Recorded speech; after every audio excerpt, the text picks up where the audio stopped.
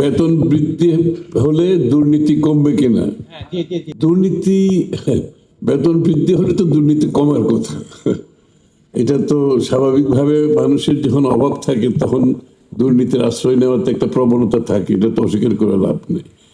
তা আমরা আশা করছি তাদের দুর্নীতি ছাড়াও সরকারি কর্মকর্তারা বহুদিন ধরে, প্রায় 11 বছর ধরে তাদের পে স্কেল, গত 11 বছর বোধ হয়, তাই না, এরকম কিছু হবে, 11 বছরের পে স্কেল হয় নাই। কিন্তু এদিকে তো ইনফ্লেশন, মূল্যস্ফীতি, কস্ট অফ লিভিং তো বেড়েছে, তাহলে সেই জায়গাটা তো আমাদেরকে অ্যাডজাস্ট করতেই হবে, তাই না? কারণ সরকারি কর্মচারী বলে তাদের কস্ট অফ লিভিং, তাদেরকে কষ্ট পেতে হবে, বেসরকারি খাতে আবার ইনফ্লেশনের সাথে বেতন বাড়বে, এটা তো একটা ডিস্টরশন হয়ে যায়।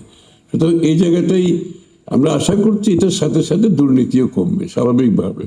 তাদের যখন আয় বাড়বে, তাদের যখন জীবনযাত্রার মান একটু উন্নত হবে, নিশ্চয়ই দুর্নীতি কমার কথা।